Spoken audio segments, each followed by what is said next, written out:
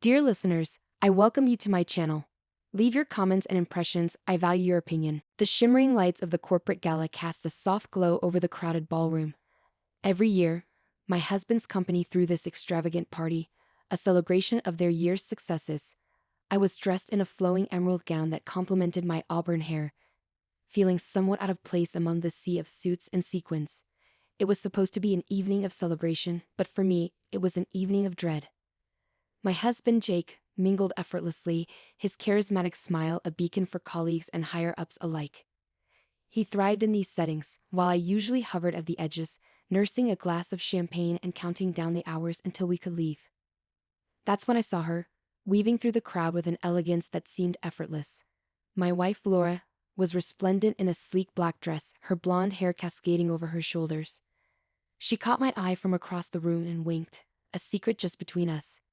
But as the night wore on, the uneasy feeling in my gut grew stronger. Laura was spending an awful lot of time with her boss, Mr. Reynolds, a man known as much for his sharp business acumen as for his wandering hands. As I approached them to offer Laura another drink, I froze. In the middle of the dance floor, under the swirling lights and to the beat of a lively jazz band, Mr. Reynolds' hands found their way to Laura's waist, pulling her closer. Her laugh was too loud, a nervous tinkle that didn't reach her eyes. I felt a mix of anger and embarrassment boil inside me as I watched, helpless. But when his hands slid down to grope her more intimately, a switch flipped inside me. I strode across the floor, my heart pounding in my ears. "Hey!" I shouted, pushing Mr. Reynolds back with all the strength I could muster. "She's my wife." Mr. Reynolds, a tall man with a cruel smirk, straightened his tie and looked me over, his disdain palpable. "Tonight, she's mine, so back off, punk," he sneered, his voice thick with condescension. Out of the corner of my eye, I saw two burly men detach themselves from the shadows near the bar, clearly his bodyguards, making their way toward us. Panic surged through me. I hadn't expected this to escalate so quickly. Laura's face was a mask of shock and confusion. She looked from me to Mr. Reynolds, her mouth opening and closing as if searching for the right words. "Jake, Not now, Laura," I hissed, grabbing her hand. "We need to get out of here." But before we could move, the bodyguards were upon us. One grabbed my arm, squeezing tight enough to bruise. "You're causing a scene," he muttered, his breath hot against my ear. "Mr. Reynolds doesn't like scenes." I glared at him, my mind racing. "Let go of me," I growled, trying to pull away. But his grip only tightened. Just then, a voice cut through the tense air. "Is there a problem here?" It was Ellen, the CEO of the company and Mr. Reynolds' superior. Her presence was commanding, her eyes sharp as she took in the scene, her top executive in a compromising position with an employee, and me, a spouse in the midst of confrontation. "No problem, Ellen," Mr. Reynolds said smoothly, stepping away from Laura and fixing his jacket. "Just a little misunderstanding." Ellen looked from him to me, then to Laura, her expression unreadable. "I think it's time we all had a chat in my office. Now." As we followed her, the weight of the evening's revelations hung heavily between us. Whatever was going to happen next, I knew our lives were about to change dramatically. The journey to Ellen's office felt like walking a plank, each step bringing us closer to an unknown but certainly turbulent fate. Ellen's office, located on the top floor of the skyscraper, felt like a different world. The raucous music and laughter from the party below were muffled here, replaced by the soft hum of the city. Ellen's office was spacious and stark. The walls adorned with various awards and a large, imposing desk dominated the room. As she ushered us inside, the door closed with a definitive click that echoed slightly, reminding me of the seriousness of the situation. "Sit," Ellen commanded, pointing to the chairs in front of her desk. Mr. Reynolds took a seat calmly, his expression unreadable. Laura and I sat next to each other, our hands brushing slightly. The contact was comforting yet charged with the tension of the moment. Ellen sat behind her desk, her eyes flicking between us. "So what exactly happened out there?" Her voice was cool, measured, the tone of someone used to being in control. Mr. Reynolds spoke first, his voice smooth, almost rehearsed. "It was nothing, Ellen, just a dance and a misunderstanding." He shot a glare in my direction, his message clear.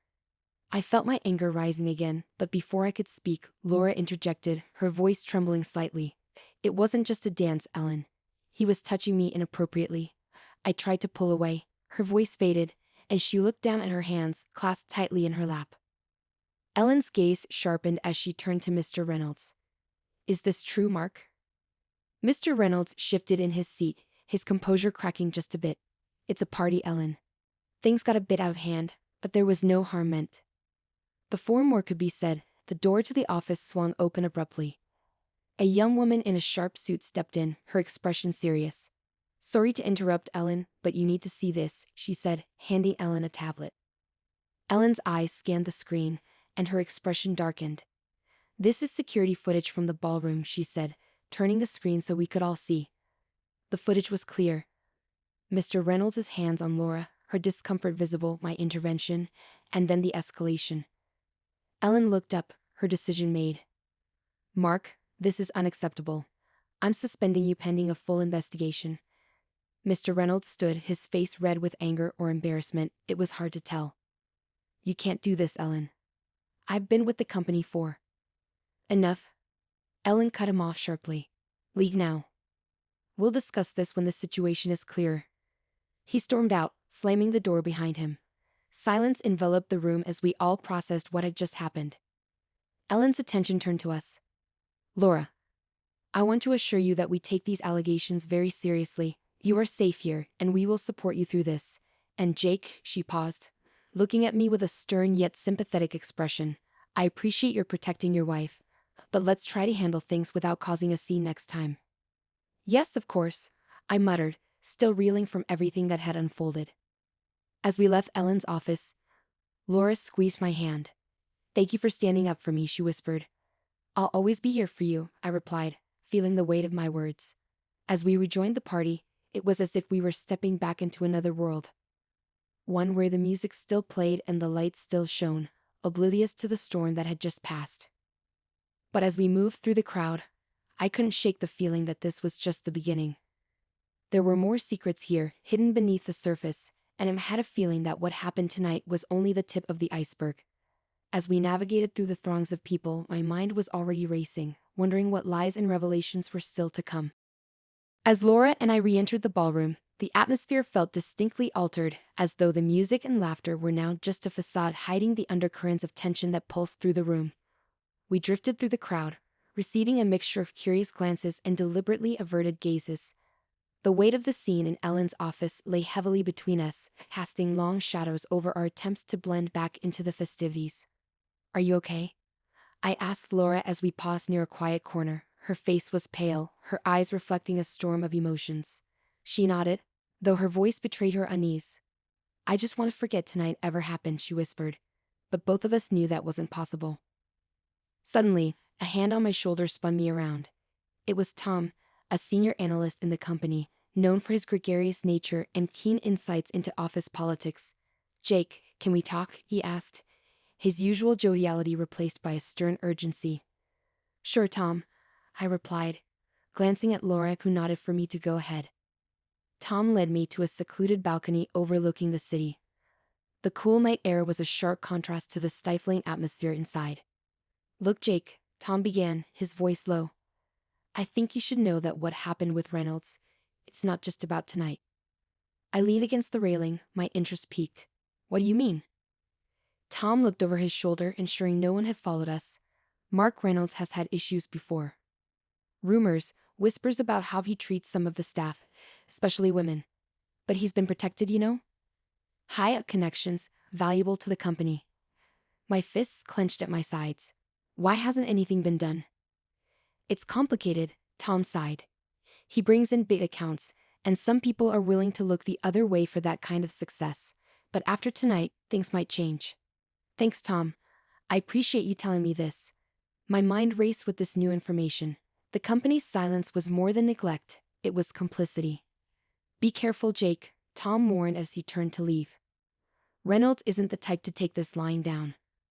Returning to the party, I found Laura talking with a small group, including Ellen. Their conversation paused as I approached. Ellen gave me a nod of acknowledgement, her gaze sharp. Jake, Laura, if you need to leave early, I'd understand. We might just do that, I replied, feeling the exhaustion of the evening setting in. Laura and I excused ourselves shortly thereafter. The drive home was quiet, each of us lost in our own thoughts. As we entered our house, the silence felt like a refuge. In the living room, Laura finally spoke, her voice filled with a mix of frustration and relief. "I hate that it had to happen like this, but maybe now there'll be a change." "Yeah," I agreed, sitting beside her on the couch. "But Tom said Reynolds has gotten away with it before. If the company has been covering for him." Laura's eyes met mine, fierce and determined. "Then we'll have to make sure they can't cover it up any longer. Ellen seems on our side, at least." "We'll need more than Ellen if things get ugly," I said, considering the potential fallout. Laura took my hand, her grip strong. "We'll handle it together. We're in this now, for better or worse." As we sat there, united in our resolve, I realized that this was just the beginning. We had exposed something rotten tonight, and the path ahead would likely be fraught with challenges.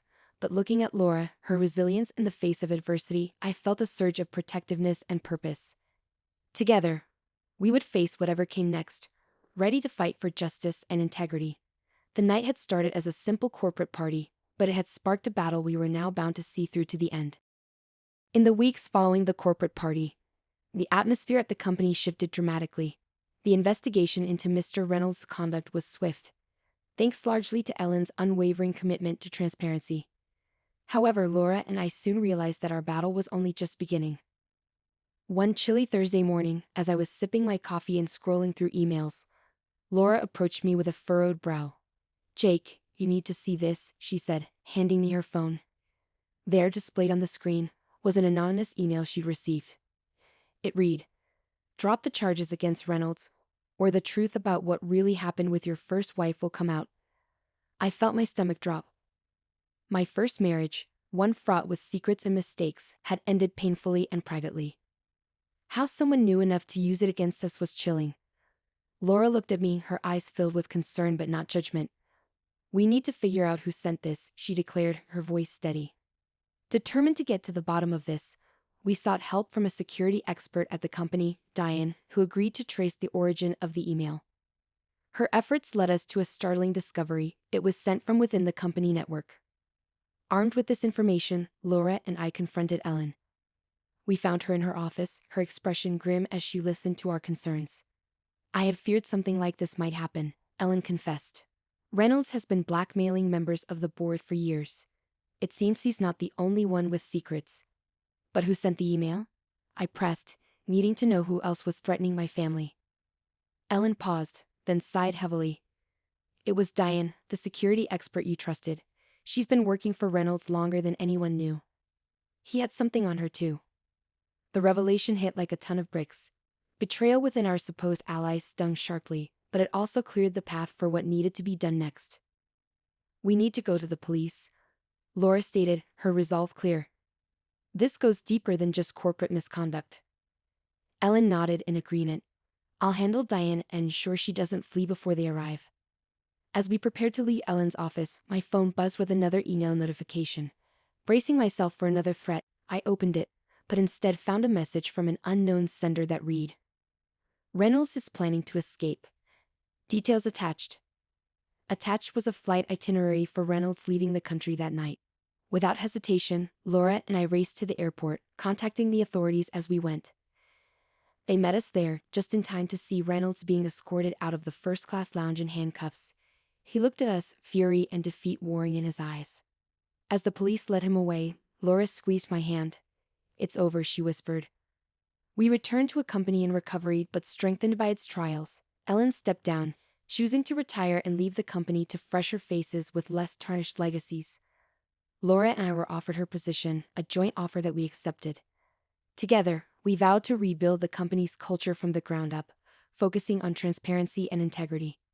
Reflecting on everything as we sat in our new office, overlooking the city, Laura turned to me. "You know, in all this mess, I found something irreplaceable, us stronger together." I smiled, my heart full despite the chaos we'd endured. "For better or for worse," I replied, recalling our promise. Together indeed. And so our story concluded not with the end of our struggles, but with the beginning of our most significant venture yet. A commitment to lead with honesty and to protect each other no matter what secrets the future held.